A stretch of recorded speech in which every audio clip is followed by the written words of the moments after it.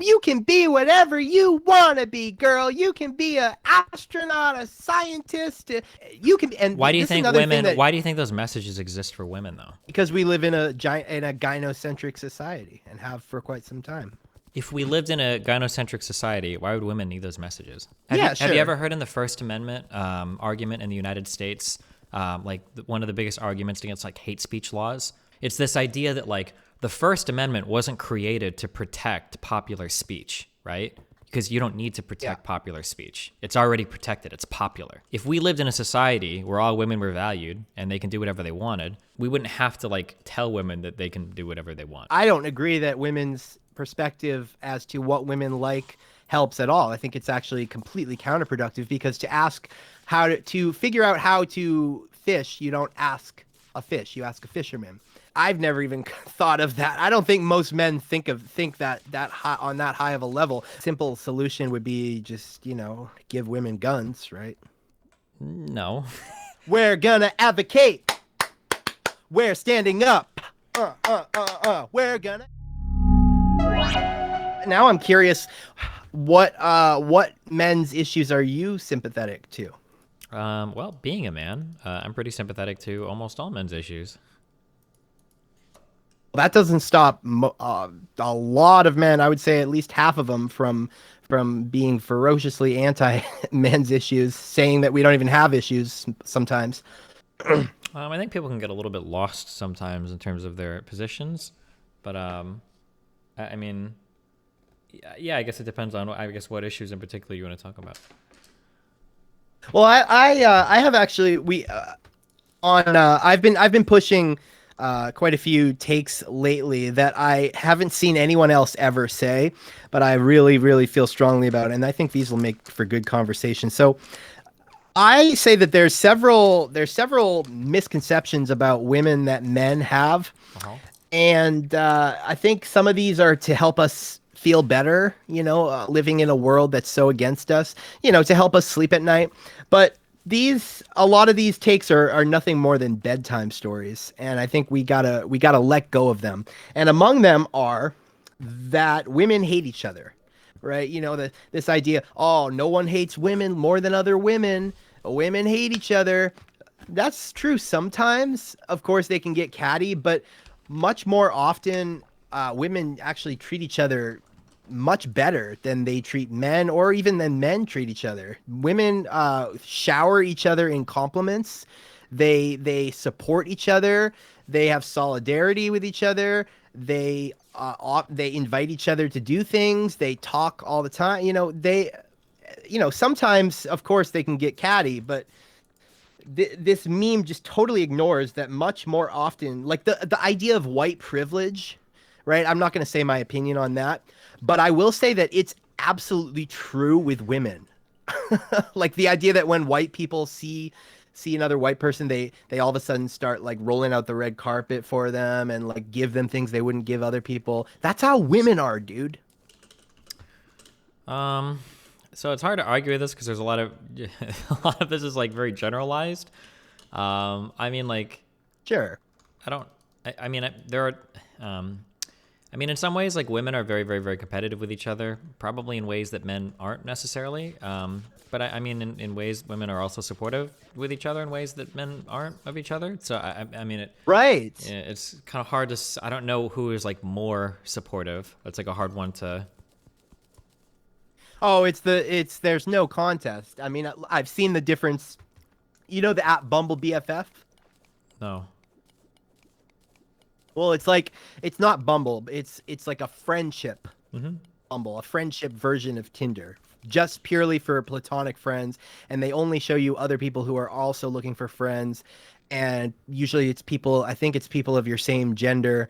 I'm surprised they don't get accused of like transphobia with that, but yeah, it's basically friendship Tinder, and I've seen the difference that with the experience my girlfriend, yes, I have a girlfriend, her experiences on Bumble BFF, though, I mean, the way women treat each other is night and day compared to the way men treat. Men are not very good at friendship. We struggle with friendship. And they've done studies on this, so you can't tell me they've done studies on. They say white males have the least amount of friends, and that is something that is, I didn't need a study to tell me that. I've seen that my entire life. Because men are not good at friendship. Yeah, I mean, I could believe that one, sure. Men don't value chit chat. They don't value talking. And I was telling this to my girlfriend one time. I was like, man, the way potential friends treat you on Bumble BFF is nothing like the way I get treated. I mean, the way I get treated, I get one word answers. And you can say, oh, that's just because of you, dude. No, I'm the one who's telling the truth and not going to be afraid of like names you call me, whereas like every other guy won't tell you the truth. This is what guys deal with. We deal with one word answer. We deal with people ending the conversation as soon as they can. We deal with men, because men do not talk any more than is necessary most of the time, not always. But women do. I mean, women chit chat. They value conversation. And she was telling me, she was like, well, yeah, that's just because women chit chat. And I was like, that's what friendship is, though. So what do you think is the solution to that? Or I'm first curious, what do you think causes that as a problem? I think part of it is men are afraid to get called gay because they don't want to lean into a male friendship too much, lest they be called like called names, and they don't want to be thinking, oh, is this gay? Or I don't want to be called gay. I don't want to be gay. I don't want him to think I'm gay. So we need to drop that shit, and we need to say, fuck you. It doesn't. I mean, there's nothing wrong with being gay, but you don't get to use gayness as an attack. Okay, have you ever noticed it's totally okay to use gayness as an insult, as long as you're insulting a straight male? Well, I mean, it depends on what crowd you're in. I don't think it's generally with most people. It's probably not okay to use gay as an insult ever, but but I know what you mean. Yeah. Is as soon as you're using it as a weapon against a straight male, it's all of a sudden okay. With the most pro-gay liberal people, as when they want to insult a straight male, they'll use all of a sudden start trying to say call him gay as a way to insult him, and then they'll say there's nothing wrong with that, just be who you are. But come on, they're using it as an insult, and it's very hypocritical. Yeah, I mean, if people were doing that, I would agree with that. I guess maybe it's different communities. I don't see people use gay as an insult too much. I mean, I play a lot of games, so that used to be like really common, but I don't think we say that as much anymore. But I am familiar with what you're talking about, like gay, calling a guy gay. People were doing it in what? Yeah, people were doing it in Vosh's chat to me yesterday. Several people. We were just saying you're gay. Well, they'll use gay as an insult by implying that you're in the closet, teasing you, saying that you need to come out, saying you need to be who you are, saying, dude, you're obviously, they'll insinuate that you're gay, or directly say that you're gay. Yeah, actually, as a way, and I've actually seen this before. People do this actually to Steven Crowder a lot. So I yeah, they do it. They do it anytime they want to insult a straight male, and it's all of a sudden it's totally okay to be homophobic as long as you're using it as a weapon against a straight male. I understand what you mean there. Anyway, I don't know if that's. I understand what you're saying though. I don't know how much I would say that is homophobic. More so than like, I don't know if I'd say like an observation. There is like a pretty startling and kind of funny trend where you get like some of these like senators will be like the most anti-gay people in the world, and then they have like gay scandals. I'm looking at Lindsey Graham, like people like this. So I mean, like it's probably not a good idea to ever bring up somebody's sexuality, especially even if they were in the closet. But I mean, like I understand where the stereotype comes from, but also like I don't know if I would call it like super homophobic in the same as like hating gay people or like saying gay people are bad. But I understand what you mean, and it probably shouldn't be something that shouldn't be like a go-to insult or whatever. It's a little fucked up, sure. Yeah, and if you call them on it, then they'll hide behind saying, "Oh, there's nothing wrong with being gay, but just be who you are." So in other words, sure. They're saying like, "No, there's nothing wrong with being gay, but there's something wrong with you not being who you are." Well, that's just you using gay as an insult because I'm not gay. So sure. You're just using it. So we need to get rid of your answer to your question. How do we fix the problem men have with friendship? We need to basically just encourage men to throw up their middle fingers to recognize all of the weapons that are used against us, right? To manipulate us, to whatever. Recognize that and then throw up a middle finger at it is one thing. Mm-hmm. The other thing is men need to just value friendship more, value talking. Or talking does not need to be a utilitarian. I think so many men view conversing as like a utilitarian thing. Like I'm just conveying information. I don't need to say any more than is necessary. You can give me the information you want to give me. Like it's a transactional exchange. That's not how women view conversing at all. Women view a value in conversation, in conversing. So men need to stop viewing conversation purely as a utilitarian vehicle, if that's Yeah, there's actually that makes sense. fuck. There's I don't know if it's Bill Burr or Dave Chappelle. There's a stand-up joke about this exact concept or something, and it has to do with somebody can tell me if I'm wrong. It might be Bill Burr, but it was basically like him talking about how like like when when two guys are talking to each other, it's like who, what, where, when, why, and how, and it's like like saw John, ate lunch, went home, like, and that's like the whole conversation. Whereas for women, it's usually like a lot more involved, and there are like feelings and blah blah blah. Whereas for like men, it's like literally just like the brass tacks, like exactly what happened. I think it's a Bill Burr. I think this is a Bill. It might, yeah, but yeah, I understand what you're saying for sure. Well, it is, but men are perfectly, and I see people in the chat, people are saying, oh yeah, men should just become like women, become like women. Well, the thing is, when men are talking to women, it's not like that Bill Burr routine. It's not just the brass tacks. It's not just the who, when, where, and what. When men talk to women, they talk just as much as women talk to each other. But when they talk to men, then they don't. So men are perfectly capable of conversing in more than a utilitarian way. Yeah, I would agree. Probably, I would imagine so. Yeah. But they don't with other men. Mm-hmm. And I think if we I think if we got rid of that whole like worrying about being called gay thing, that would help. Yeah, I think I agree. I feel like most people should agree with that.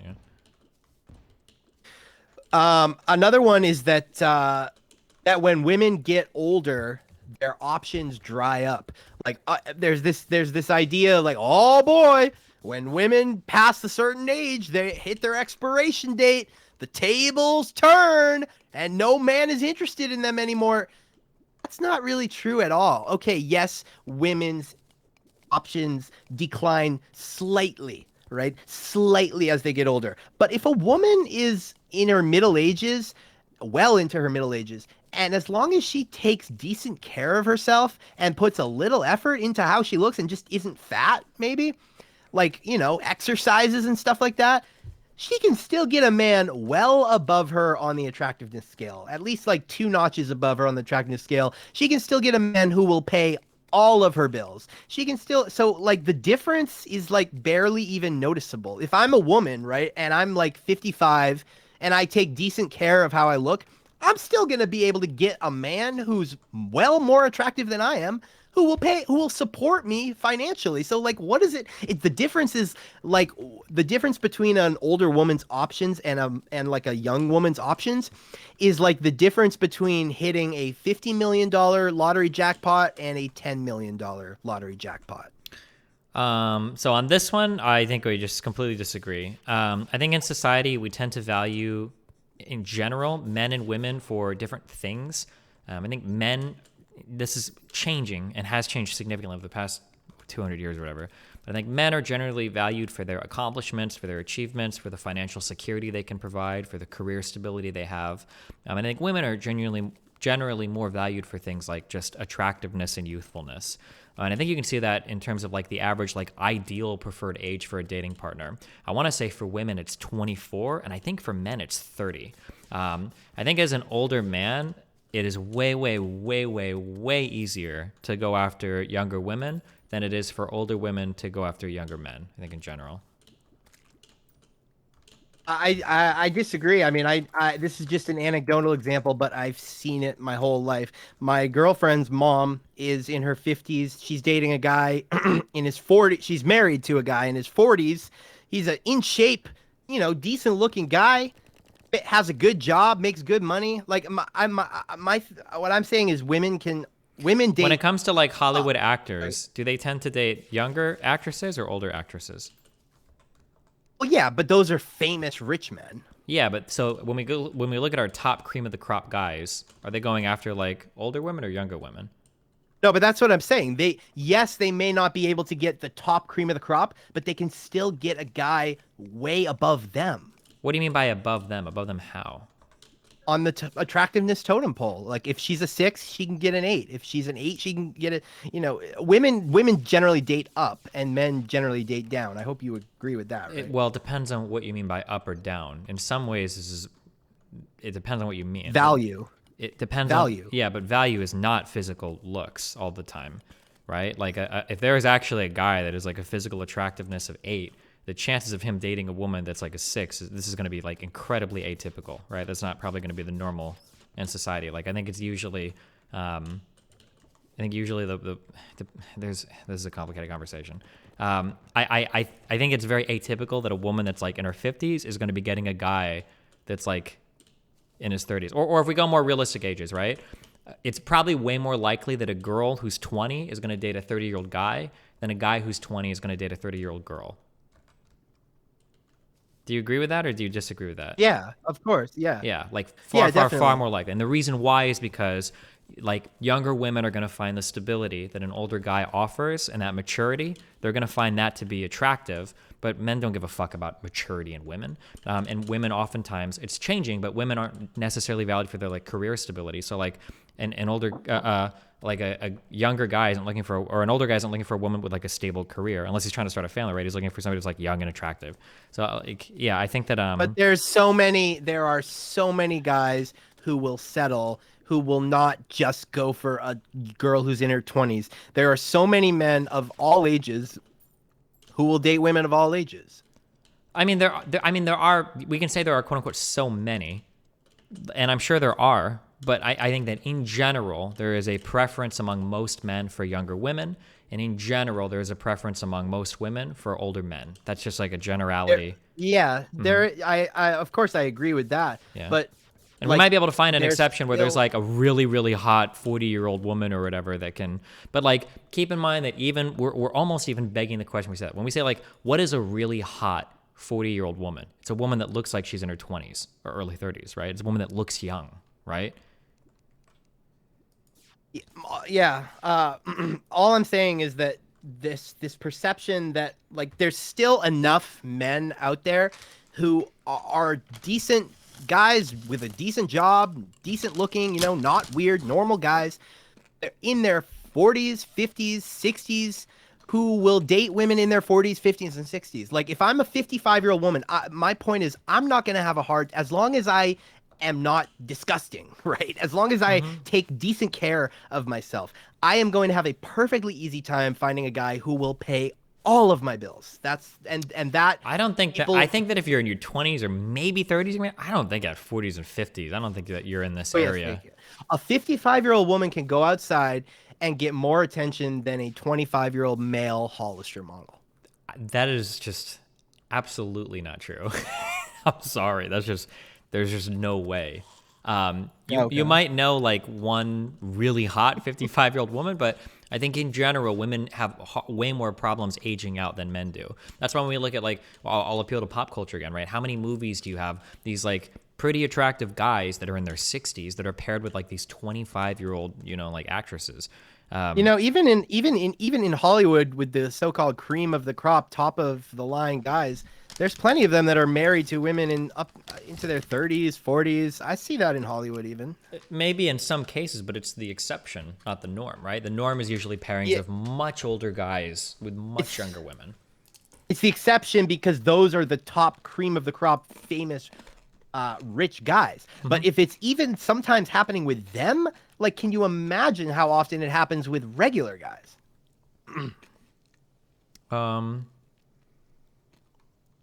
I mean, I guess it's hard. We would have to go. I don't know. We would have to like find data on this or something, but because otherwise it's just anecdotes. But I think I can appeal to pop culture like pretty easily and say that like I think it's the biggest study. There's like a huge study in terms of like attractive preferences in people and women. Like the curve for this almost perfectly fit. I hate to appeal to evolutionary biology, but almost perfectly fit this Evo bio curve, where it was like the ideal age for a woman was like 24.9, or 23.9, and the ideal age for a male was like 30.7 or something. Like it fit like these curves like pretty perfectly, and then it lines up pretty well with like what we expect people to have in society, where women are looking for stability and men are looking for like childbearing, like attractive women, basically. The key word there is ideal. Hmm. The part that you're not taking into consideration is how much men are willing to settle. As men, we are settle. We love to settle. Women don't settle. Women, and this is another thing we can get to. Is another myth that I disagree with about women is, and by the way, somebody in your chat, I want to call. Can I call out an individual user? Go for it. Nah, the wise is saying that I'm giving like stale takes. The takes I'm giving, literally, no one ever says, and that's precisely why I'm saying these things, because they're things that I see no one else say that I feel are absolutely true. Anyway, another one is that women are insecure. People love to say, "Oh, women are so insecure, dude. They're insecure." No, they are not. Women know exactly how attractive they are, and they will not accept anything less than they will rather be lonely. They will wait. They will not settle. Women don't settle. Men need to learn this. Don't settle. They will not accept any less than exactly where they are on the totem pole, or usually above. And if they were insecure, I don't think this is remotely true. I think a lot of women have a lot of insecurity issues related to appearance. I mean, it might. I also think a lot of women settle too. I mean, like, just look how many are in like abusive relationships, right? Like, um, I, I don't know. I don't agree with that. I think there like is plenty of settling that goes on both ends. Sometimes it just depends on your life circumstances. nah, women don't. Women don't settle. Men settle. Oh boy, not I don't, because I've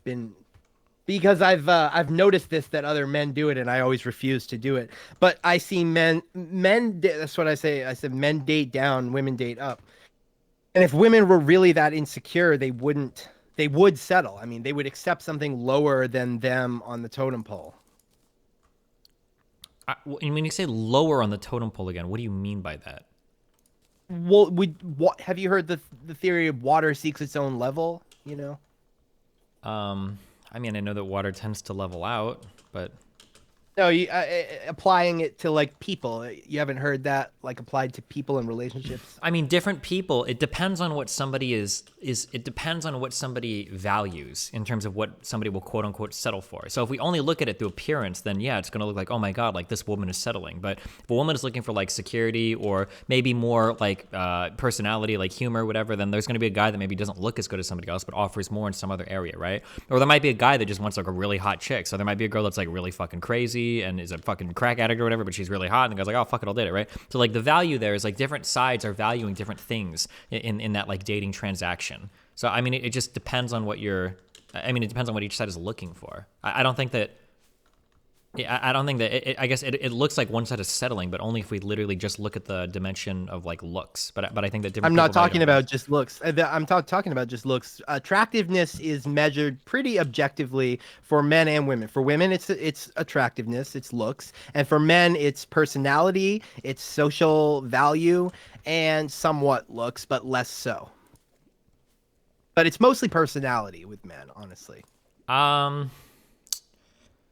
Oof. I don't think that. I don't think it can be just personality. I think it super depends on the woman that you're It's talking not to. just. I didn't say just. I said mostly. I don't even know if it'd be mostly. Like you can have like if for instance if there is like a woman that's like in her mid-20s and she's looking for like somebody to like start a family and do all that. I don't think all the personality in the world is going to help if you don't have a job and you live with your parents. Like you can be the funniest, coolest guy in the world, and I don't know if that's going to be enough. Yeah, of course. It's for men, basically, it's the whole package, right? It's what they are, it's partly what they do for a living, it's their personality, it's their confidence, it's a complex number of things with men, because men are complex. With women, it's pretty much, just looks, whether that's right or wrong, but that's just for some reason how it is. Yeah, I mean, I guess it depends. I mean, I don't necessarily disagree with you, although to be fair in that analysis, it would be the women that are complex and the men that are simple, right? Women are looking for a wide variety of characteristics, and men literally just want women that are hot and can like be barefoot, like pumping out kids all day in a house, right? If we're looking at, I can see why you would say that, but I actually think it's the exact opposite. I think that the reason women look for the total package and a number of different factors in men is because men are complex. Therefore, here's an analogy that I've used before. Men are like cars. Like there's very different types of cars. There's pickup trucks, there's hatchbacks, there's sedans, there's a convertible, right? Women are more like motorcycles. There's different types of motorcycles, but don't they pretty much all kind of in some way look the same? I mean, they're not really that different, you know. They're not as different from like a pickup truck to a hatchback to a station wagon, you know. It's not that dramatic of a difference. Yeah, I mean, I agree with this women, 100%. you get me? If the only dimension you're looking at is appearance. But this sounds like a super I'm not trad just con, like- but that's because this is just absolutely not true. The only way you can possibly think this is true is if you're only looking at women as baby machines. But I mean, like, women can be just as varied as men. It's just, it depends on what you're looking for. Women don't vary as much as men. They- Women, I think, do not vary at all as much as men. Even IQ wise, I'm sure you've heard IQ, that we're women not talking about clustering at extremes of IQ, because that's not relevant either. Because No, that's it's just one example I'm saying. Sure, but in terms of like diversity of interest, in terms of personality, like there's like Yeah. there's like plenty of variation between different types of people, whether you're talking men or women. I don't think it's as dramatic as the variation between men. When men, it's like the difference between a pickup truck, a hatchback, a coupe, and women, it's the differences between motorcycles. It's a smaller, less significant difference, and most of them is kind of the same. I think women's personalities generally don't differ. You can say something to 100 women, and 99 of them will react the exact same way. But I mean, you can do that with guys too. I think guys vary much more. If I were to walk up to like 99 random guys on the street and say, "Hey, can you give me a hug?" They'd probably call me gay. I think there's many, let me rephrase then. I think there's many more situations where you say the exact same thing to 100 women, 99 will react the same way, whereas men, I don't feel there's as many things that would elicit such a unanimous response. I think men's personalities vary much more than women. Okay. I But mean, I that's something completely we can disagree, but I don't know how we would go about arguing this. I think that it just depends on what you're looking for. Like I said, if you're only looking at women through like how do they look, then I think that you're going to run into that issue a lot more. But I think that there's tons of different women personalities and tons of different men personalities. But I mean, I guess we're kind of going in circles here. I mean, if you just observe women's personalities, like many of the differences just to me seem smaller. The differences are less pronounced. They tend to be more cookie cutter, whereas men, I feel like, are more individualistic and unique. That would be super curious. I might lean harder into my bisexuality if they were actually more individualistic or unique men. I totally disagree with that. I think most people in society are pretty cookie cutter because that's just how we're built as humans, right? We like crave that kind of like social validation, you know? Like if you look at fashions and stuff sold to women and men, you know, I mean, actually fashion is even a bad example because in fashion, like women are far more individualistic than men, where we all wear fucking suits or like, you know, slacks and a dress shirt or, you know, jeans and a t-shirt. There's like 6 different outfits that men can wear, but a woman won't wear like a dress to a wedding more than one time in her life. You know, like, I don't know. Yeah, we just have to agree to disagree on this or whatever. I think that there's a huge variety of personalities between the two. It just depends on what you're looking at or what you're looking for. Okay. Let's see well, another thing that I feel strongly about is I feel like I say women, I simplify it. When people say, why do you think women have it easier? I've simplified it to a really, what I think is a concise, nice little talking point, which is women get the most important things in life for free. And that is money, sex, and friendship. Whereas men have to fly to get to what an attractive woman can walk to in terms of money, in terms of sex, and in terms of friendship. I think it's just much harder for us to get all 3 of those things, whereas women get them just by breathing. Is that like a men's issue you would be like sympathetic with, or no? I think there's an aspect of truth to that. So I think... Oh, thank you. Yeah, but I think the problem is that like, I think as men, you generally have to work for more, but that also, the ability to work for more also affords you so much more freedom. And I think that especially as we're moving more further in time, I think women are starting to crave that freedom as well. So you can say that like, oh, like women have access to money easier than men do. This is absolutely true. This is why people can argue all they want, but this is why when you go outside, like, I'm sorry if this comes off as insensitive, but you're not going to find a bunch of like 30-year-old like homeless women. compared to like men, right? Because like Right. yeah, like there's going to be reasons why, you know, like different people have access to different things depending on. But the thing that we look at is like you might look at the downside of that, like, oh my god, like women can get access to money so much easier than men can or whatever.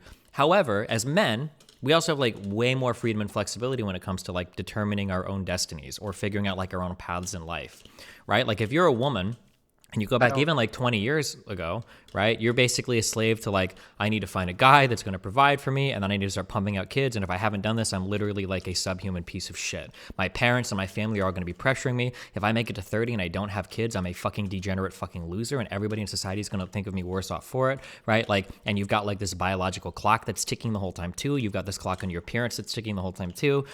So like, they're like, is it true that women have easier quote unquote access to money? Sure. But men working for that money affords them a whole lot more freedom and opportunity that comes along with having a career and a job, I think. I disagree that men have more freedom and flexibility. I think women, now maybe that was true before I was born, but ever since I've been born, I think women can do everything men can do, and they can do it easier, basically. I don't really see how we have more freedom.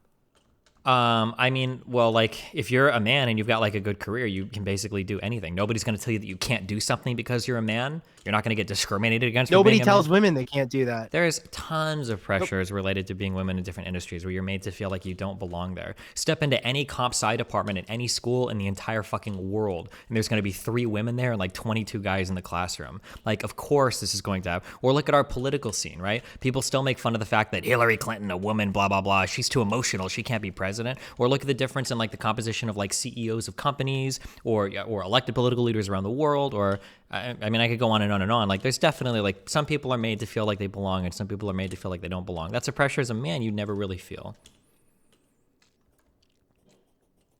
That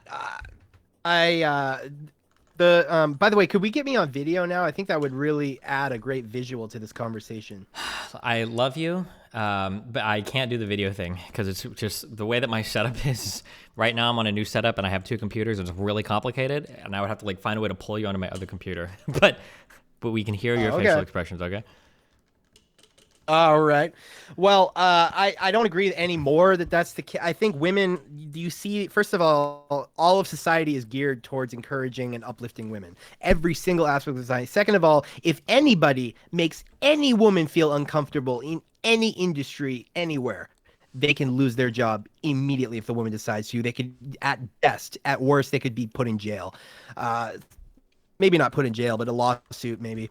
And third of all, women are told that they can be everything that constantly, that message you see everywhere. You can be whatever you want to be, girl. You can be an astronaut, a scientist.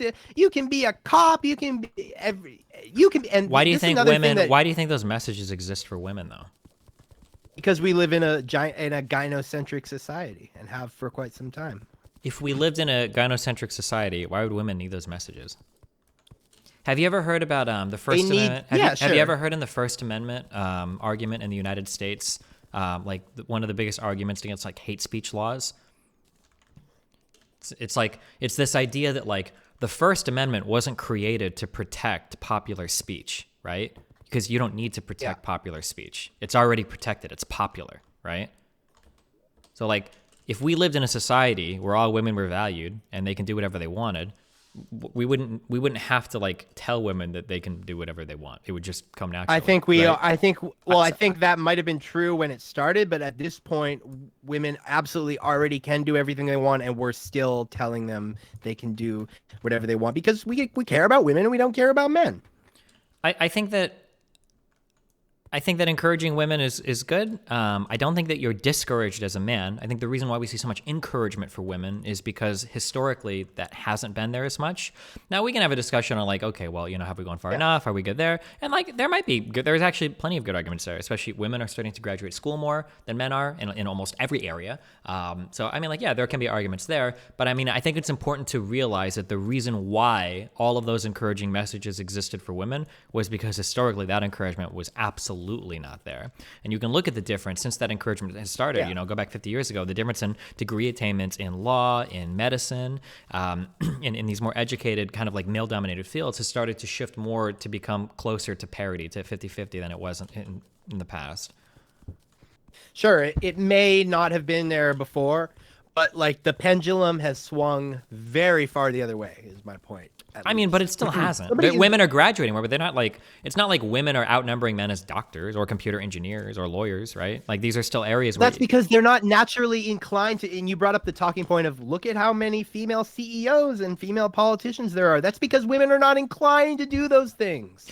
So it might be true that women don't have the same inclinations as men do, but back when the rates were like 10% women lawyers and 90% men lawyers, people might have said the same thing. Oh, it's just because women don't choose to be it. But now we're like way closer to 50-50 there. And it's like, okay, well, maybe that inclination is like, can be like really heavily socially driven. Maybe that's worth like taking a look at, I think. Okay. Somebody in the chat said, oh man, I lost it. Anyway, what other things would you say that you like men's rights issues that you're sympathetic with, or have we covered them all? I'm sympathetic towards everybody's issues. I mean, what do you mean? Well, I think a lot of people. Say, a lot of people will, pretty much everyone will say, sure, men's issues. I care about men's issues, but then they'll attack anybody who advocates for men's issues. I mean, I simp for men's issues far more than most people do. I acknowledge there's a lot of issues that men have in society, in a lot of different arenas. I just, sometimes it's really hard to talk about one side without people like getting really crazy and going like really far off into the extremes about it. But one thing that I saw a lot, probably the most common, I read like every single comment and and by the way, can I plug my YouTube real quick? Because I'm doing response videos to the comments in Vosh's chat. yeah. And those are going to be good. So you will not want to miss those. My YouTube is Real Dylan Volk. That is RealDylanVolk. And that's also my Instagram. But anyway, the most common sentiment I had to respond to in Vosh's chat was, this is so cringe. Two bros talking about women without a woman in the conversation. You need a female perspective, or this is just cringe. Okay, so much I want to get to on that. First of all, women talk about men all the time and they never say, oh, are we including men? You know what? We don't have enough men in this conversation. Men, come in, join our conversation, because we can't talk about you unless you're here. No, that never happens. And then when women talk about men without us present, no one shames them. Like, how dare you have a conversation about men without including a man's perspective? I think there's a difference. I think it's important real quick to recognize there's a difference between talking about men and talking about women versus talking about men's issues and talking about women's issues. So while it's true that like women will talk about men quite a bit, I don't know how true it is that women will talk about men's issues quite a bit. I think that those are a little bit because they don't care. Well, exactly, but like that's the issues. thing. Like I don't know how much women care necessarily about like men talking about women, more so that they care about men talking about what women should do. I think that that's a really different thing. Like if a bunch of guys, well, there are probably some crazy women that care, but like if a bunch of guys get together and they want to talk about like, oh, like this woman's hot and this woman should fuck and blah, blah, blah, you know, all that shit. Like most reasonably like, okay, whatever. I don't care. But when men get together and they're like, hey, we need to draft new legislation banning women from getting abortions. Well, now it's like, okay, hold on. This feels like a little bit No, shady. that's not what we were, that's not at all what we were talking about. What we Sure. were talking about is what women like, what women don't like, how women behave, what women think, stuff like that. But we were not saying let's regulate women. Yeah, no, I understand. I'm just saying that I think it's generally when people say like a woman's perspective. Now, a woman's perspective can help in these types of conversations when it comes time to like figuring out what women want. I think that's fine. But I think that like people will say the same thing of like women too, because sometimes women will talk about men's issues other than a male perspective, and usually you make fun of them for that, right? Like how many times have we seen jokes making fun of like Cosmo, where it's like, oh, like your boyfriend will love this new technique where you like punch his balls as hard as possible. But like, because they write like these really stupid articles and it's obvious that like they didn't talk to any men at all when they were drafting these, you know? Like, I think that women who do dumb shit like that, like get made fun of as well, right? But I think that generally when women are talking about issues, they want a space to talk about their issues, but it's not usually just like talking about like things that men should do. Well, the other thing is, I don't agree that women's perspective as to what women like helps at all. I think it's actually completely counterproductive, because to ask how to figure out how to fish, you don't ask a fish, you ask a fisherman. Women are there's few groups, honestly, there are few groups worse at articulating their true motivations and behaviors or articulating what they like than women. I mean, women will often tell you the opposite of what they like, and that's really what they believe. But, you know, what women think they like and what women actually respond to are often the polar opposite things. Women don't have an understanding of their subconscious all the stuff that goes on, the thousands of years of evolution, and how their brains they ended up being programmed and wired a certain way. They don't have they don't have an understanding of that because they don't have to have why would they need to have an understanding of that? And it's complicated stuff. So I mean, yeah, women will not articulate honestly or accurately what they like. I don't So like to they'll use just the word confuse honestly. I think that a lot of the times people don't understand exactly what it is they want. I think that could be hard for a lot of people to articulate. I think that could apply to men or women. I think anecdotally, I do kind of agree that women can be a little bit maybe not as forthcoming sometimes about it. Thank you. But I think that I think that the reasons for this are a little bit complicated too. But my point is, men can absolutely. The other thing is, you don't have to be X to understand X. There were people in the chat. You'll No. never Well, hold on, real understand quick. While that is true, having the perspective is usually only beneficial. Like, there's usually nothing bad about having that perspective.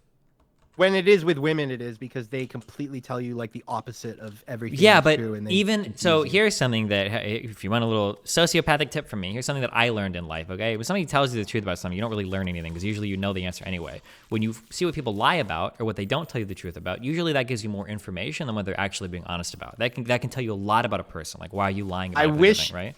So I wish men were.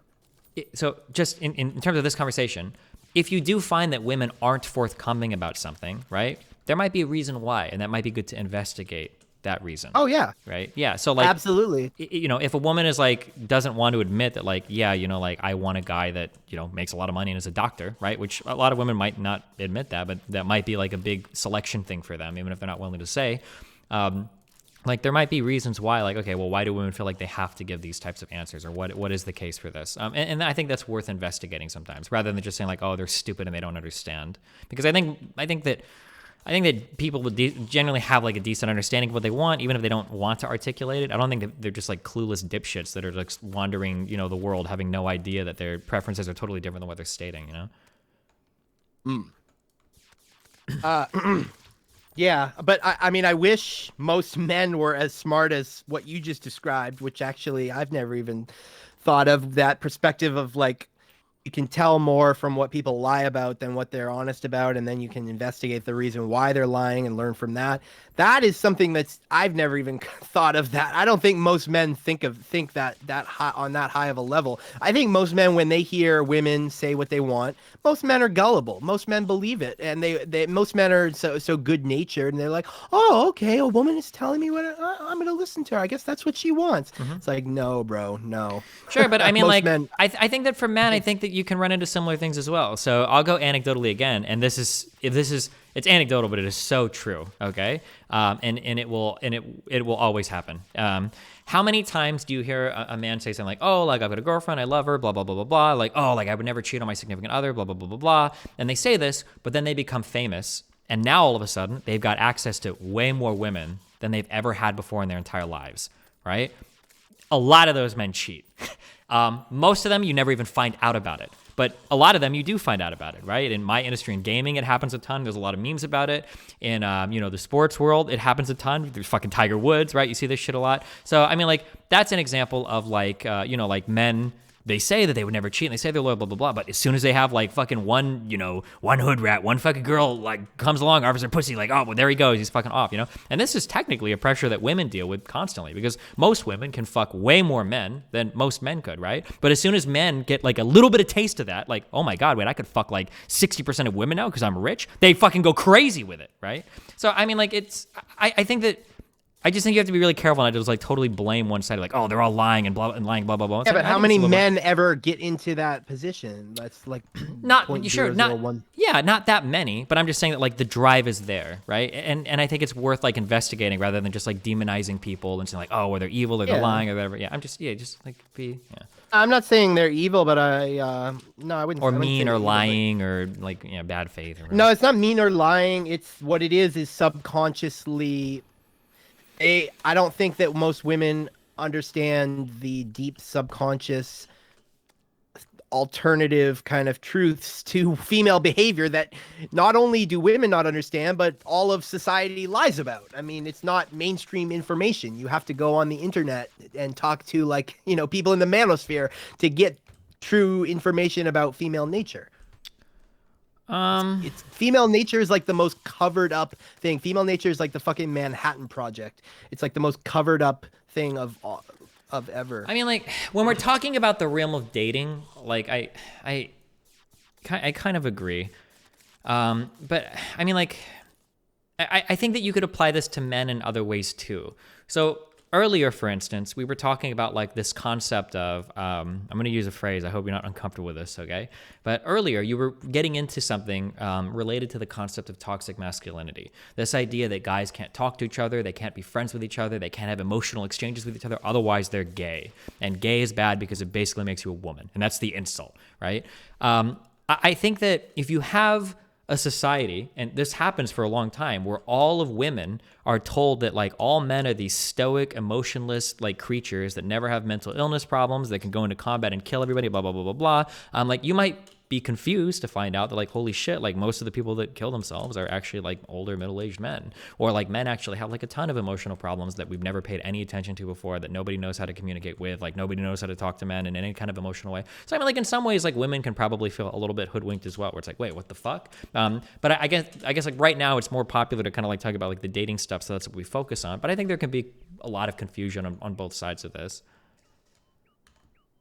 Yeah, definitely. I guess, I guess you could call what I was describing toxic masculinity. But yeah, I mean, I think that there can be like a lot of like confusion on both sides. I think we do a really bad job at communicating with each other. I want to stress, or something that I would stress is that like that lying about like what you really want or your motives. I don't think it's lying or not understanding. I think that it's just people. Sometimes when people think of questions like that, they give the answers that they think they should rather than the answers that they truly feel. Right. And there's like a lot of like weird shit. A really good example of this, for instance, is like climate change. Like a lot of people feel very strongly that they would do something about climate change, but when you start asking like how much money would you put towards it, the amount of people that feel strongly about it like drop significantly because it's like, okay, hold on, I don't think I want to actually like sacrifice anything for this, right? It's like, okay, well, how strongly do you feel about it? Yeah. Yeah, and not to mention there's a deeper thing going on here, right? Like think about this with me. The game, right, is, and to call, this is another thing people were saying in the chat. Why would you call it a game? Maybe you should just stop calling it a game and just talk to women as people. Okay, attracting women is absolutely a game in every sense of the word. It's a very difficult game at that. Why is it a game? Because when women say one thing, they really mean another thing. When they do one thing, they really mean another thing. That's the aspect of it that makes it a game. Now, having said that, because I know people were going to be like, what do you mean a game?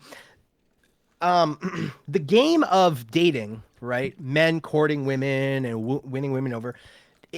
It doesn't evolutionarily, like biologically, right? You have to think of it in terms of like women and looking for the best, the best suitor to carry her genes, to have her offspring so she has successful kids, So it doesn't benefit women. It actually severely disadvantages women to give men advice on how to get women. It would go against they are biologically programmed, because if they give you advice, then you're able to hack the game, and then you're able to trick them, and then they're going to end up mating with a guy who's not really somebody who's going to have good genes for their kids. I hope I'm explaining this best, but so it doesn't. It's like it goes against a biological imperative of theirs to help men with the game. Does that make sense? Well, if this is true, wouldn't no woman ever tell any guy what she wants ever? I'm talking about like the stuff, advice as to like get how to like play the game and say the right things and attract girls. Like they generally, yeah, generally they do it's against their nature, it's against their biological imperative to help you hack that game because that disadvantages them. They don't want men hacking the game. They want only the best men to be able to win that game because if men who are not really, yeah, from their perspective, right, from their subconscious biological whatever perspective, they don't want men who are like not up to par being able to hack the game. I, So they don't want to give. like I understand what you're It saying, goes but I mean, like, against their there's nature. I don't think I just wholly reject this. I think that I think that a lot of women would be happier if men knew better, like how to communicate with them. Like, I don't think that. I mean, especially today, like with the amount of women that like even want children at early ages and stuff decreasing so much. Like, I don't think that there's this huge drive to obfuscate what what women really want in an attempt to like weed out the weaker men or something. I don't think that this is even a subconscious dating strategy that women employ. I don't think so. Interesting. All right, but you do get what I'm saying. Yeah, I mean, I understand what you're saying, but yeah, I mean, like, I mean, you can argue that there's a game, but I mean, like, there's a game played on both sides too. Like, men have issues that they run into when they do dating stuff, and then women have issues that they run into when they try to do dating stuff. Like, I mean, like, this is But definitely it's like problems that both sides have, right? Yeah, but most of the weight falls on us because it's our job. First of all, because we have to do all the initiation. We have to make the effort. Second of all, we have less options because women are naturally much more picky. This is another thing people say. People say women want men just as bad. They want us just as bad as we. Are you still there? Yep. Oh, they say women want this is totally a cope that I even see in the manosphere in that whole thing. Women want us just as bad as we want them. No, they do not. Women do not want men as bad as men want them. I'm sorry. I'm sorry, guys. That's cold, hard splash of water reality. Women are much more happy being solitary in terms of romantically, being alone romantically, not having sex, not being romantically involved. This is something men we tell ourselves this to sleep at night. I mean, I don't think that's the case. I think that I don't think that anybody enjoys genuinely being like alone or solitary. I think most people want like partners in life. Well, they have friendships though. Women have fulfilling friendships, like I was talking Yeah, about but a earlier. friendship, Women do even not for hate women, each other. friendships are not replacements for relationships. Not even for women. Yeah. I'm not saying women don't want men, but it's certainly not as much as men want women. I mean, I think that men want women, but I think that unfortunately, just because of the position that we're in as men, I think that we kind of underrate sometimes the difficulty that goes into dating as a woman or courting guys as a woman too. Because they face like there's a lot more inherent risk, I think, when you're on the woman's side than you are on the man's side. And I think sometimes it's easy to take that for granted as a man. So it just kind of seems like, oh, well, like, like why do all women play hard to get, or, why does it seem hard to do this, blah, blah, blah. And it's like, well, the investment on the woman's side can be a lot more scary sometimes in these arrangements, I think. Yeah, absolutely. The women do face safety concerns that men often don't have to face. Uh, that's all legit and everything, but the distinction here is all of society is geared towards helping those problems, listening to those problems, those struggles are broadcast everywhere you look, and we have an infinite amount of organizations and money and funding and I think like emotional and moral I agree with support. you in like in the woke sphere, that's true. But out in the real world, it's still not exactly like that. Mainstream culture. Yeah, Mainstream but culture, mainstream baby. culture isn't going to help you if like you try to ghost a guy on Tinder and now he's like stalking your fucking apartment because you didn't respond to his texts, right? Or mainstream culture isn't going to Oh, help you if like a guy is like trying to like break into your fucking apartment because you made the mistake of taking him back to your house one time because you didn't know that he was going to go but fucking law crazy. enforcement certainly will. No. Law enforcement will in a They hot they second. they they won't. You can get a restraining order very easily, and then you got to wait till the guy has a fucking knife to your throat to get a cop to show up to do anything for you. Law enforcement is notoriously horrible at responding to issues like this. Until somebody shows up with a fucking gun or is violating a restraining order in a threatening manner, like you're not going to get fuck all for help from the law enforcement. It's not like the internet where it seems like, oh, you can call the cops and they'll throw out all these evil men for it, blah, blah, blah. In the real world, it's really, really, really hard to get help with issues like that.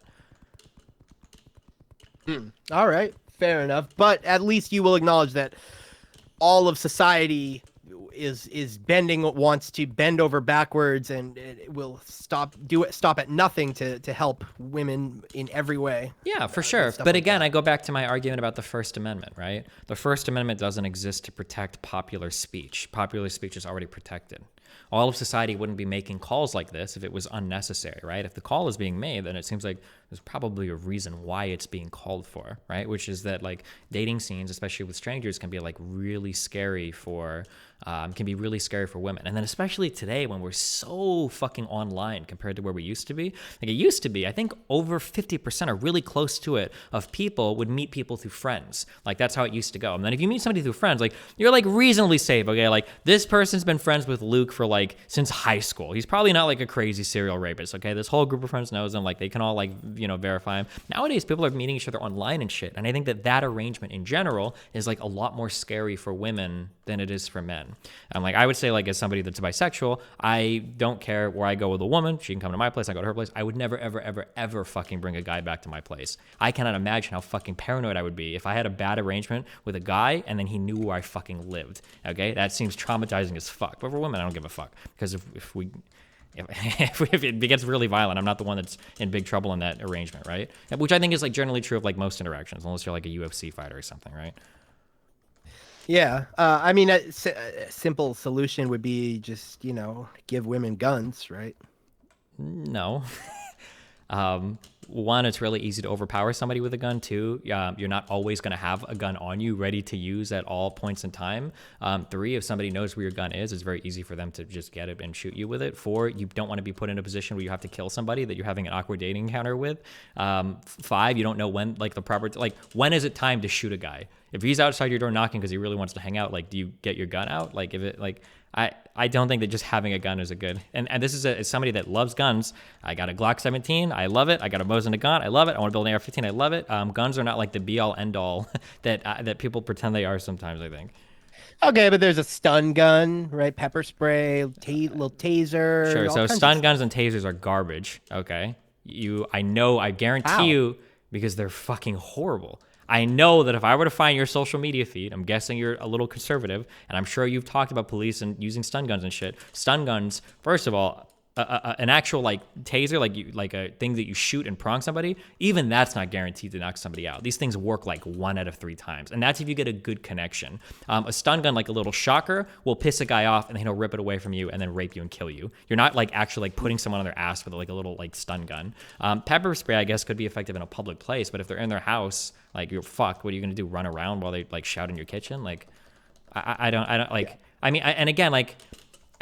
I'm not trying to say that like you shouldn't take any precautions or all of these are bad ideas. Like I think these things are okay ideas, but like look at the difference in here, right? Like if we were talking as boys, you would never ever ever tell me like, hey Destiny, like or Steven, right? You're gonna go on a date with a girl. Make sure that you bring your pepper spray in case she tries to rape and kill you, right? We're never having that conversation, you know. So I think it's just good sometimes to be aware of the different challenges that exist sometimes. Mm-hmm. Interesting. Yeah. What do you think of? Well, I would say. Damn, I lost my train of thought. I would say that. Oh yes, the way women suffer their struggles, and this is part of the reason why I think men's issues and struggles are so overlooked, and women's are so bent over backwards for, is because women's struggles are much are tend to be very violent and sudden, very radically bad things happen to, like they might, like the situations you just described, a stalker breaking into their apartment, getting raped, stuff like that. And when you describe things like that to people, it really cuts to their like emotional, like they're like, oh my god, wow, that's so awful, and they feel really terrible. But men's struggles are much harder to articulate, and a different kind of struggle. They tend to be death by 1,000 paper cuts, and also tend to be lack of something rather than some, like negative, I guess you could say, rather than positive. Like men's struggles being rejected, being ignored, being left out. And it's over the course of many, many decades, as opposed to women's bad things tend to happen to women. It's like one time somebody assaulted her, like one time somebody raped, like all of a sudden, and it's like bam, very, very, very violent, like bam, bam, bam. Whereas men's, it's like a long, drawn out, different kind of pain that's much harder to encapsulate. Do you know what I'm saying? Yeah, I agree with you. And the other thing is, I would say, you were saying like, why is that messaging necessary if society already did it or whatever you were saying? Hmm. I would say that this kind of comes to the fundamental point, which is that I think that as human beings, we are wired to care more, value female life more than male life because of the mathematics of a man can pump out, like 100 kids in a couple hours with his sperm, right? And a woman, it takes 9 months and she only has a certain amount of eggs, and so it's much more seen as much more valuable. And so because of that mathematical dynamic where it's like women bearing the children and it's very hard and takes a long time and all that, women therefore are seen as more valuable, in my opinion. And that's basically the underlying premise to like most of what I talk about, I think. There's I think there's a temptation. Well, there's not a temptation. So there are a couple things that we do like really well as people that give us like a huge edge over like animals. One thing we can do is our ability to communicate is just on another level. Like something like I can communicate a concept to you. I can tell you about something that you've never seen that will be in a place you've never been at a time in the future. Me being able to like use language like that is just unreal as humans. It's a huge advantage, right? So that's like one big advantage we have. Another huge advantage we have is recognizing patterns. We're really good at like recognizing patterns and like making heuristics and like, okay, if I see this, it means that. If I see that, it means that, right? I think as people, I think it's very tempting sometimes to like, I think that evolutionary biology is a really tempting way to sort out the world because it promises answers to everything. But I would caution against trying to use that to understand all parts of the world because one, absolutely no claim ever made in evolutionary biology can ever be proven. It's just not possible because of the way that we work with knowledge, right? These are just stories that we tell to try to connect facts together, and it may or may not be true, but there's no way we can ever know it. And two, sometimes I think it's easy to buy into these narratives so much that we end up like missing like better answers that we could have for things.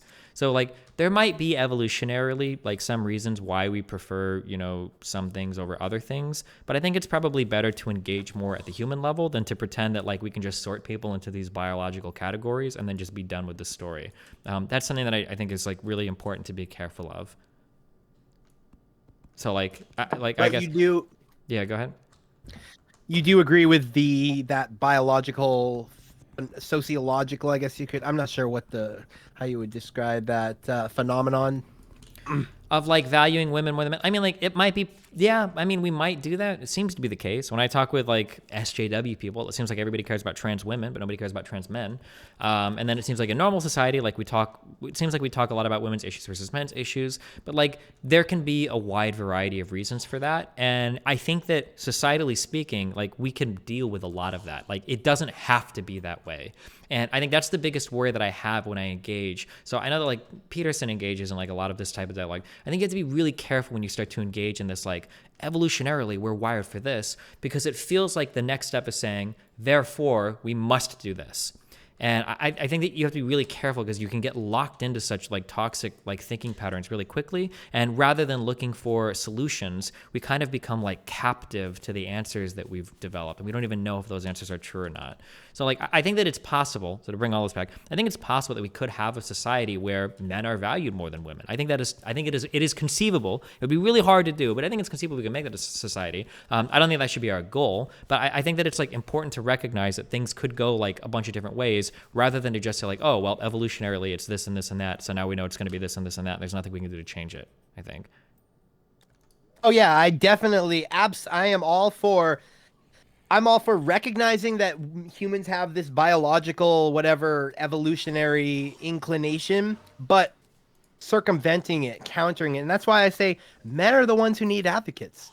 women don't I would say women generally don't need advocates because all of society, I feel like, for the reasons I just described, because women, it takes so long to have one kid and whatnot, already is inclined to value female life. Men, however, men need, literally men need advocates because no one cares about us without advocates. So it's like, just, I would like to flip the dynamic that we see today, and I think that that would actually balance things out. I think if men had fierce advocates and women didn't, then men might be able to get treated almost, maybe kind of equally as women. Well, But like we when we need say a treated lot. equally, like what do we mean by that?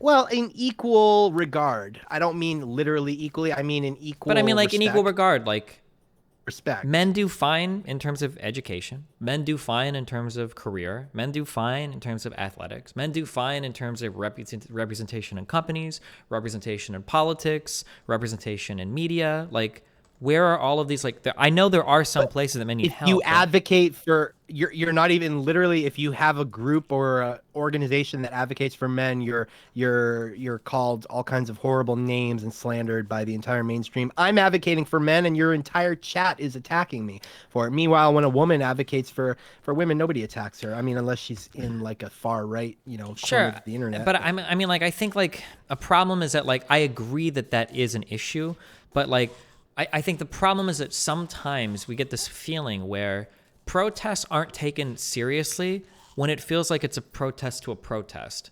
So, for instance, like, I think that white lives matter, obviously, but I don't think that white lives matter is an appropriate response to black lives matter, right? I think that men matter, and I think that male lives matter, but I don't think that men's rights issues is an appropriate response to feminist issues. And sometimes it feels like people will bring up these things that become like protests to protests. You can't even tell if they actually super care about the issue. More so, they're just really mad about the advocacy on the other side. Does that make sense? Well, I can tell you, I absolutely care about men. I want to see men doing better. And when the stuff like the incel thing, even though I'm not, by the way, in case your chat is probably dying to know this, I'm not an incel. I haven't been since I was 16. I have a girlfriend. I have a beautiful blonde girlfriend. And you can see that on my Instagram if you want to find a real Dylan Volk. That's RealDylanVolk, and on YouTube. But what was I So like saying? just in terms of like things that you've said, so like when we say things like like women are doing fine and like like women do better than men in here, blah blah blah blah blah, like instead of making it sound like we genuinely care about like a male issue here, like it feels like very combative. And I don't think that it has to feel combative. Like, and even like the original stated goals of feminists, like will include a lot of men's issues. Like that first issue that you talked about men not being able to form friendships, like that's an issue that feminists care about because men do have issues with like emotional expression. And that's something that feminism talks about. That's something that is encapsulated in the idea of like patriarchy theory and toxic masculinity and how men force other men to act in these hypermasculine ways that are damaging to not only women, but men as well. And so I think that like you can phrase a lot of these things in ways that appeal to both like genders, and it comes off as being like more of like an additive positive thing than just like all right, you had your turn advocating, now fuck off, I want to advocate for my people, fuck you, women are fine, I want to do blah blah blah. Like I think that there are ways to make it so that we can kind of like work together more and respond to each other's issues more rather than just be like protesting everybody else's protests.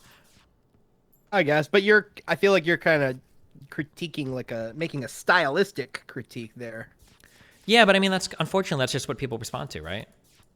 Like that's generally Yeah. how like 99% of people view things, is going to be like, how do I feel about your arguments? Like, how do they appeal to me? Like, what is the story that you're telling me? Like, how are you, like, even for you, like some personal examples that you've had in your life are like deeply empowering to you and probably shape your world experiences. I know they do for me. In reality, those personal experiences don't actually matter. We should really only truly be logic lords and look at the data, right? But people don't think that way for valid reasons, right?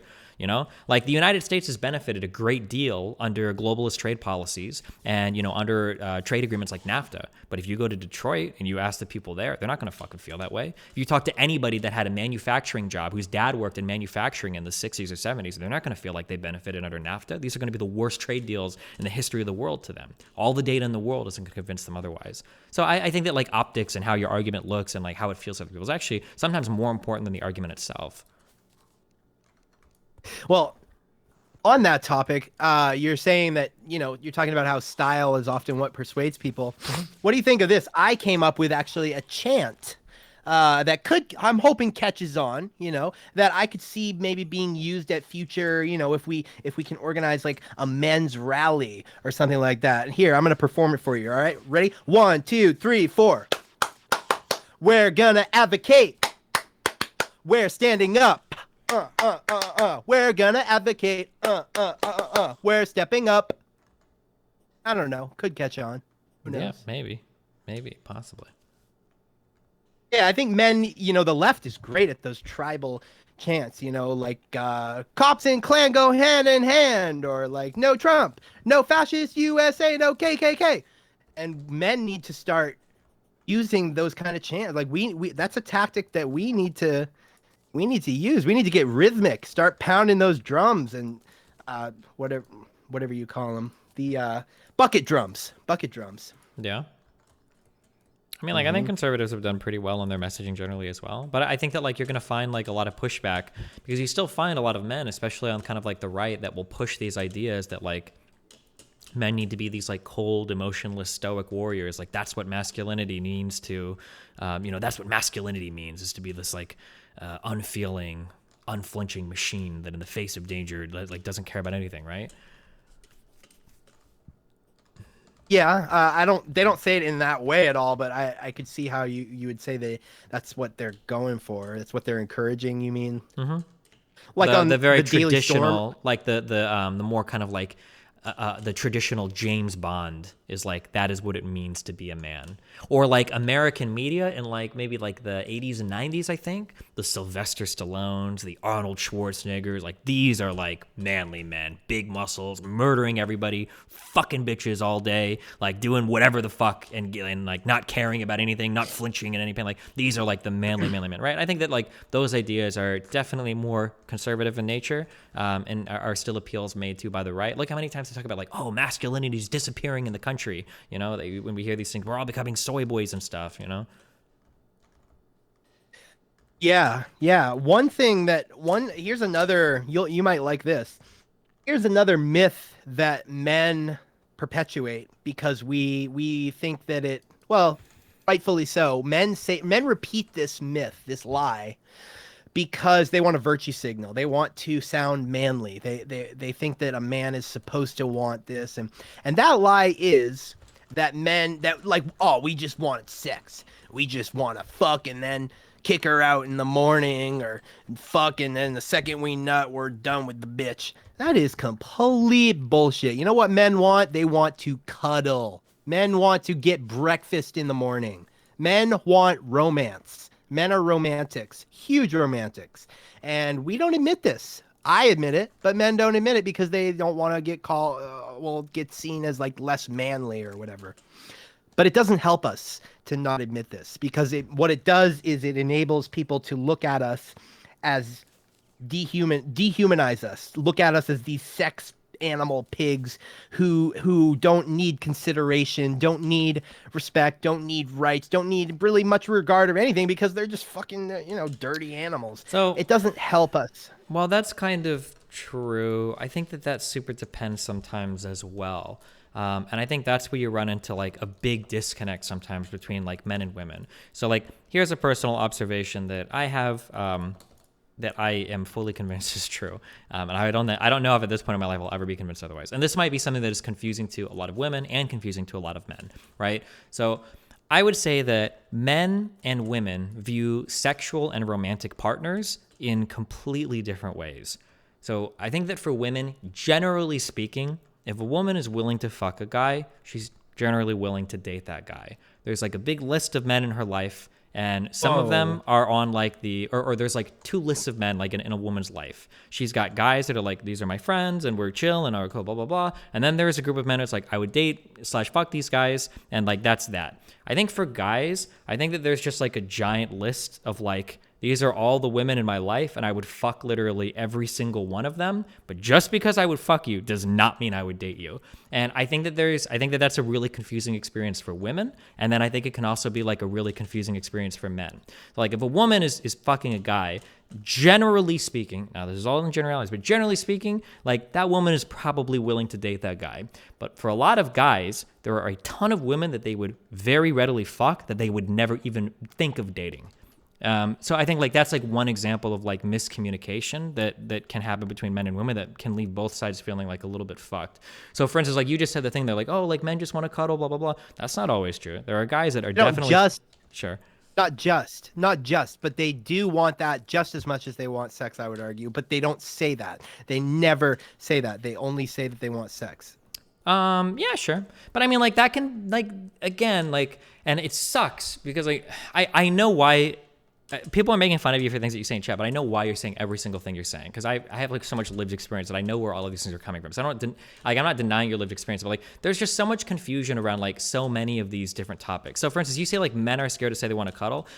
This is anecdotal, but like in my experience, a lot of women are scared to say that too. Like I talked to a ton of women where we're like, oh, like, how do you feel about cuddling? And they're like, oh, I don't like that. Like that's gay. They'll like literally say shit like that. And I'm like, oh, well, that's crazy. I actually really like cuddling. And they'll be like, oh, actually, I'm just kidding. I really like that too. But they'll say the other thing because they think that like that's what guys want to hear sometimes, right? Or they'll think that like that's how they have to act in order to get somebody. So I think there's like 3 or 4 different levels to like all of these types of like interactions where it's not just men misleading women or just women misleading men. Like there's like a lot of like complexities to like how people approach these relationships. And I don't think it's all just like like evolutionary biology or people trying to fuck each other or whatever over, you know. Well, yeah, they're not scared to say they want to cuddle. They just don't. They prefer not to say that because they would rather appear more manly and less wanting that kind of thing. Well, yeah, because I think that if women say, this is just how it feels to me, I could be wrong, but I think that women oftentimes feel like if they say something like, oh, like I really like being cuddly, then the woman feels like, oh, if I say that, I'm going to come off as like hugely fucking clingy right away. If I say that, it's going to look really bad. Like I want to be cool. I just want him to think I want to fuck and we're cool. And then like maybe like, so kind of like how guys like, or how girls can friend zone guys, like girls can like friend zone themselves into like thinking if they fuck a guy and make enough concessions, eventually he'll want to date her. But the guy is actually like fuck zoned the girl to where the guy is only willing to fuck the girl, but he'll never date her. And she thinks that right. I'm just trying to say that these are really complicated interactions on both sides. And it's good to pay attention to that sometimes. Yeah, true. But but I would argue that literally nobody says half the things that I've said here today. Half the things I've said here today, at least, are completely original takes that you won't find anywhere else. And I just want to address some people in the chat that are accusing me of just like copy pasting incel talking points. Somebody was like, Google incel talking points and you match everything. If that's true, first of all, I don't agree. A lot of the things I've said here, such as their options don't dry up when they get older, women are not insecure. You will not hear these talking points anywhere else, even in the incel community. These are original, real Dylan Volk talking points. But even if I was copy pasting everything the incels say, thank God. Because the incel talking points are pretty spot on, I think pretty accurate. However, they don't have a good ambassador for them. Well, I'm a great ambassador. I mean, you can just, if you look at, unfortunately, we have no video here, but at the risk of sounding cocky, I put a lot of effort into how I look. Okay. So I can brag about it, right? I mean, I work out every day. I'm not a bad looking guy. Okay. You can look at my real Dylan Volk on YouTube, RealDylanVolk, and you can judge for yourself. Leave it in the comments. But I have a girlfriend. I haven't been an incel since I was 16. I've been out with probably more girls than I even want to say on here. Let's say it's probably in the triple digits. Pretty ratchet, but whatever. So if I'm copy pasting incel talking points, that's awesome because they need a good ambassador like me. Okay. Did I leave you speechless? Yeah, let's say that. But you get what I'm saying? Yeah, I understand everything you've said so far, yeah. Yeah, the incels need an incel hero, and I am that incel hero, the incel Chad hero. I'm white knighting for the. That sounds gay. Never mind. Not that there's anything wrong with that, of course. So one thing I really respect about you is that you are willing to debate pretty much. Well, you've debated such a range of people. I was like I said, I was booking somebody. Somebody said, "What do I think about dating black women?" Funny you asked that, Dr. Zeus, because I actually did a rap music video many years ago, back when I was like a total wigger. I used to be obsessed with black people. That's you can read about that in my book. Bad Choices Make Good Stories, My Life with Autism on Amazon and Audible. But I used to be obsessed with black people, and I actually made a comedy rap music video about my attempts to date black women. Destiny, have you ever heard that song? It's like a hip hop song. It goes, I don't got no type. Bad bitches is the only thing that I like. I haven't, but I can get the gist of the song probably. Go ahead. Okay. Well, I made a song. I don't got no type. All right. Black bitches is the only thing that I like. Okay, gotcha. Yeah, and that's a pretty you can Google that. Just Google Dylan Volk black women. It'll probably come up. Your chat will love that if anybody bothers to Google it. But I've noticed, back to you debating. I've noticed that I booked you on Jesse Lee Peterson, Hmm. and my job was to book Jesse Lee Peterson's guests. I did that for 2 years, and you know how he likes to talk to people he disagrees with. So it was my job to basically like hunt down liberal guests to get on his show. And so I know firsthand that not always, but many times, people on the left are much harder to book for these debates for a conversation than people on the right. They're much less willing to debate people they disagree with. And I did have some success. I mean, I booked Cenk Uygur, Kyle Kalinske, Sally Cohn. But why would you say? Why do you think that is? And what makes you so different from most liberals? In that you've debated Mike Enoch. I mean, come on. I think it's really complicated. I don't know. I think that a lot of left-leaning people are maybe a little bit more sensitive sometimes to some things, and they're not like as combative for whatever reason. And then now I think a lot of left-leaning people think that if they just ignore conservatives, they'll go away. So they just plan to do that because they're already kind of like winning the corporate culture war at least. So they figure they can just keep ignoring them, and eventually it'll all go away. I don't know. That'd probably be my two biggest guesses for why they don't want to do it. Interesting. But what? So do you recognize that like you're different from most people on the left in that way? Yeah, but I grew up as like a hardcore conservative, and then I like spent a ton of time like fighting with people on the internet and everything. So I mean, like I'm gonna have more. I'm gonna be more like I guess like ready for battle. I guess just in terms of like the type of person I am than most of these other types of people. Have you ever thought about talking to Richard Spencer? He's like the one Um, guy you haven't, right? yeah, I mean, if you wanted to, I'm not sure I could do it because I don't want to risk getting like banned from anywhere. And I don't even know where I could talk to him at. If it's like I don't know if I'm allowed to even do that on YouTube or something. You know. Oh, dad, yeah. Uh, do you do the alternatives like D Live or Odyssey? I'm thinking I'm doing an Odyssey thing soon. I think I've got a meeting with them tomorrow. I don't know if I'll ever do D Live, but who knows? Maybe. Oh yeah. Well, he does the alter. You could maybe do it on the. I mean, I guess you wouldn't get much out of that, but yeah, you debated Mike Enoch. What was that like? What do you think of him? I think that most people that are into like the big like ethnic separatist stuff are generally. I think it's like the same with most extremists. I did like the most reading I did about like extremists and the kind of propaganda surrounding them was around the ISIS time, and I see like a ton of crossover with ISIS and how they like recruit people and communicate with people with like similarities to that in a lot of white nationalist groups. Like basically, you just kind of have people that are disaffected in a lot of ways in life. They don't really have much going for them. They kind of have like sad backstories and stuff, and they found like a group of people that can accept them. They've got like a cause to rally behind, and like yeah, and it's kind of like the vein that I feel like kind of a lot of the ethnic separatists in, whether they're black nationalists or white nationalists or whatever. Interesting. Um, yeah. Is there? I think we've talked about a lot of stuff here. Is there anything else you want to talk? You know what you should. You know what we should do. Would you ever be down to check out my audiobook? Maybe. I'm or would pretty you? bad when it comes to like reading and shit, but Well, I got the audiobook. You could listen to it.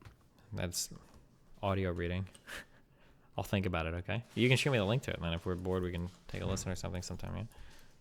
Yeah, well, I was just gonna say, if you ever listen to my audiobook, or if anybody in the chat bothers to wants to look up my audiobook, it is whatever you think it is. Trust me, it's better than you think it is, and there's some stuff in there that you will not ever read anywhere else, and probably will never read for the rest of your life anywhere else. How do you do the emojis in the audiobook? Well, for the audiobook, you don't need the emojis because you've got me narrating it. Oh, okay. No. So I am the emojis. Gotcha. Okay. Yeah, I personally narrated the whole thing. Well, that's pretty cool. Would Are you still working? Would you? Are you still working with Jesse Lee Peterson, or are you doing your own thing now? No, I don't work. I actually I didn't get fired the last time. I resigned. I moved on, but I did get fired from him twice actually, and then he rehired me twice. Why? What happened? The first time I was talking to it had been a number of things. I was more immature then, and I had some growing up to do, and I was kind of my personality, as you might have got from this conversation, can be quite intense, and sometimes I don't know when to tone it down, and I can just be a little overwhelming. That's something I've had to work on my whole life. And so there was a number of incidents, but then the final straw was actually something I didn't. He thought that I was holding up a guest that I had booked for the Fallen State, the show that you were on.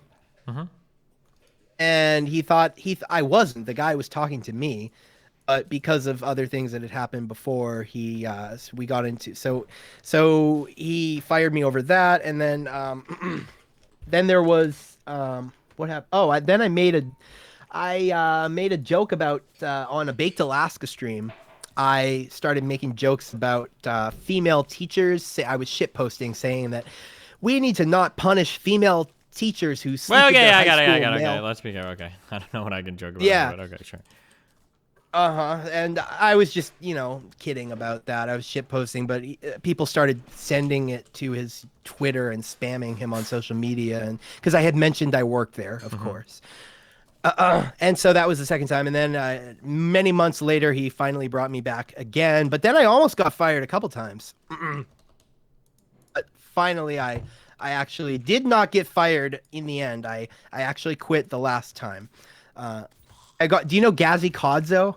Nope. You don't know? Oh, you don't know Gazi Kodzo, the radical black activist guy? Well, I tried to bring him on the Fallen State. The guy actually bought a plane ticket out here from Florida to come on the Fallen State, but not to do a real interview. All he did was like berate Jesse, and you can find this video if you type in Jesse Lee Peterson, Gazi Kodzo, Gazi, like Nazi but with a G, Kodzo, and he basically just started going ape shit in the studio, and we almost had to get security to remove him. So I almost got fired for that, and there were a couple other times too, but luckily I survived. But what happened was it got to the point how he likes to have people on that disagree with him, right? And I had booked or reached out to and been rejected by or ignored by there's only like a finite number of public figures out there, right, in the political sphere. You know what I mean? Yeah. It got to the point where I had reached out to or already booked like almost all of them. Like there were very few stones that were left unturned. Did you hear my cat? Nope. Such a bummer that we don't have the video now, because I'm holding my beautiful, gorgeous cat. Well, I'm trying to get him to meow for you. Do you like cats? yeah, I guess they're cool. I don't think I would have one because I just don't want to take care of one, but they're fun to play with. I'm a big cat person. People sometimes people say that like they call me, people insult me on the internet, and I'm like, bro, I live with two gorgeous cats.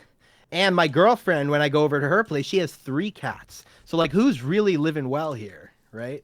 True. Like what are you doing with your life? Good point. I'm petting gorgeous cats, you know?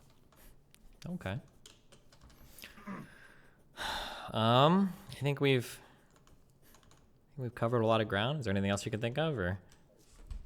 I wish maybe we could do this again sometime and have the visual, have the video. Maybe you could check out my book it's very, very entertaining. I know when somebody asks you to read something, you're like, oh God, but you will really enjoy this. If you read just like a couple chapters of it, you'll get hooked. Gotcha. Okay, I'll keep that in mind. All right. I know it's like eye roll, but Listen, I'll seriously keep it in mind. Okay. all right. Well, I hope did you enjoy this conversation? It was entertaining. Sure. Okay. Sometimes you're hard to read. I can't really tell whether you're. Oh, I feel like you I'm would kind of sound like the a monotonous kind of person. It's just it's how I sound. I can't help it. All right. Well, sounds good. If I can just remind everybody again, Remember to hit that like and subscribe, and don't forget the notification bell so that my videos show up right in your feed. I'm done with you. Where do you think you're going? Finna go date me some black girls. Okay. This is AAVE thievery. All right. This is appropriation.